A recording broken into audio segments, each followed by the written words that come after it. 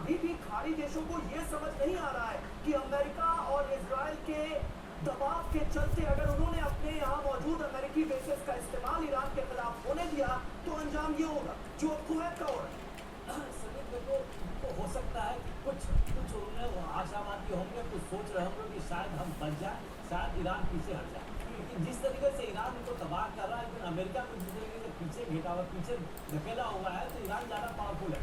उन दोनों देशों के लोगों को समझ में आ रहा है, आपस में मीटिंग भी कर रहे हैं। लेकिन प्रश्न ये होता है कि ट्रंप खाली इन्हीं की बात मानेंगे? नहीं, अब तो ऐसा प्रतीत हो रहा है कि ट्रंप सिर्फ इजराइल के लिए लड़ रहा है। बिकॉज इजराइल का देखो, इजराइल तो इताली रिवर तक कहता था मैं कब्जा करूंगा, अब इताली के नॉर्थ पे चला गया, बिल्कुल बिकॉज हिल पे चला गया है, बिकॉज पूरी वैली कब्जा कर रहा है। अब उसका क्या इंटेंशन है कि ये तो बहुत क्लियर हो गया कि ना अमेरिका की जनता चाहती है बहुत, ना अमेरिका की मिलिट्री चाहती है, ना सऊदी अरेबिया या मिडिल ईस्ट के देश चाहते हैं। ये खाली नेतन्याहू और चाहते हैं, उनके हाथ में ट्रंप पप्पू बने हुए हैं। ये तो क्लियर कट इंडिकेशन हो रहा है कि जब भी लगता है कि शांति होगी, कल जैसे मीटिंग हो रही थी, ट्रंप को मीटिंग से उनके बाहर चले गए। अब क्यों बाहर चले गए? ये तो प्रभाव कांग्रेस से भी सरकार पे सब कुछ हो रहा है।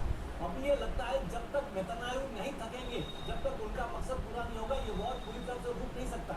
जहाँ तक स्टेट ऑफ हॉर्मुज का सवाल है, ईरान ने कब्जा कर रखा है और जितना नुकसान है, अगर इस तरह से टारगेट दिया तो अमेरिका का नुकसान अवश्य होगा, ये अमेरिका को भली बात मालूम है। इसलिए अपनी जो भी कॉर्डन ऑफ कर रखा है अरेबियन सी में, इतने डिस्टेंस पर है जो ईरान के अटैक से थोड़ा बाहर है।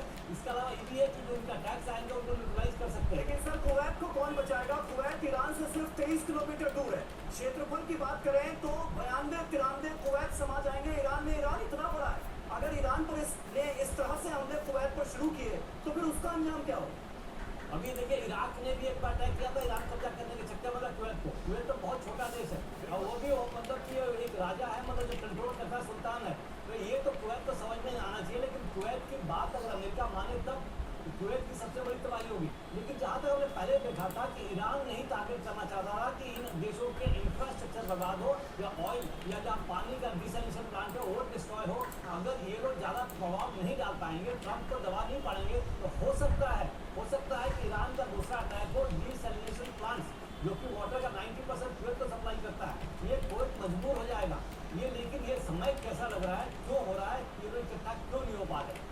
इनके आपस में ये भी डर है कि अगर हम इकट्ठा होकर कुछ किया तो ये सब तो सुल्तान है, ऑटोक्रेसी है, राजा है, और पब्लिक सामने आ गई तो उनका जो कंट्रोल है देश को कम हो जाएगा। ये भी एक अशोक। बिल्कुल सर, यानी कुल मिलाकर ये कि भारी कीमत जो खाड़ी देश है उन्हें चुकानी पड़ सकती है और जो एक दबाव है वो भी ईरान की तरफ से बार बार